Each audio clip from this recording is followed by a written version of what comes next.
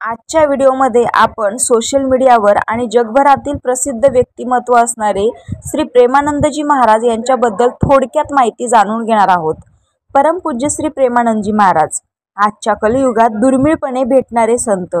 कोणत्याही प्रकारचा दंभ नाही, धर्माची अनावश्यक अवडंबर नाही, सहज साधी राहणी, भारदस्त खणखणीत आवाज, चेहऱ्यावर नेहमी प्रसन्नता, लोककल्याणाची तळमळ, खेळकर स्वभाव, एखाद्या लहान मुलाप्रमाणे खट्याळ हसू आणि सदा सर्वदा भजनानंदात मग्न।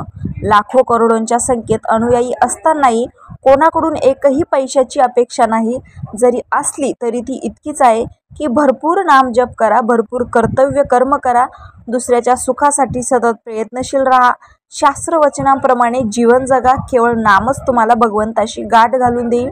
तुमचे समग्र कष्ट मिटवण्यासाठी फक्त भगवन नाम हाच एक आधार आहे। वयाच्या 13व्या वर्षी भगवत प्राप्तीसाठी त्यांनी घरादाराचा त्याग केला, कठोर साधना केली आणि आपलं परमलक्ष्य साध्य केलं। इतकी प्रसिद्धी, इतके अनुयायी असून सुद्धा आजपर्यंत ते कोणत्याही वादात अडकले नाहीत। चारित्र्यावर अगदी पुसटसाही डाग नाही। ते आजही एका कुटीत राहतात, अगदी आनंदात आणि सुखी समाधानीपणे। आपल्या प्रेमळ आणि सहज स्वभावाने ते सर्वांना आपलंसं करतात। अगदी तुम्ही त्यांना कधी भेटला नसाल तरीही याचा आपलेपणाने अनेक जण अगदी मोकळेपणाने त्यांना प्रश्न विचारतात, अगदी कोणताही किंतु परंतु मनात न ठेवता। आणि महाराज सुद्धा प्रश्न विचारणाऱ्याला धीर देऊन मनापासून मार्गदर्शन करतात। एखाद्या मनाने खसलेल्याला, अरे रडतोस काय, तू त्या भगवंताचाच अंश आहे, उठ, तू मनात आणलंस तर काहीही करू शकतो, असं बोलून त्याला ध्येय देतात।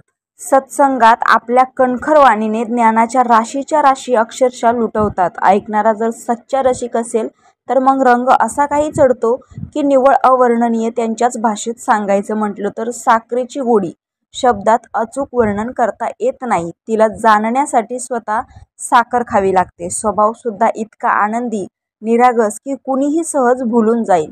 मला वैयक्तिकपणे त्यांचं एखाद्या लहान मुलाप्रमाणे निखळ खळखळून असणं मनापासून आवडतं। त्यांच्या दोन्ही किडन्या 20 वर्षापासून निकामी आहेत, परंतु त्यांना त्याची यत्किंचितही काळजी नाही।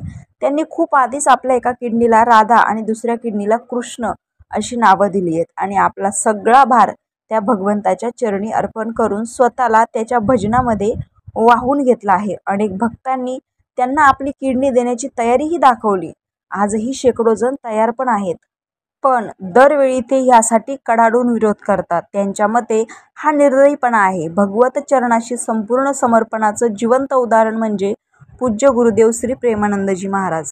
आजपर्यंत हजारो जणांनी त्यांच्या सत्संगामुळे मांस, मदिरा यांचं सेवन सोडून दिलं आहे। अनेकांनी दुराचार सोडून सत्याचा मार्ग अवलंबला आहे।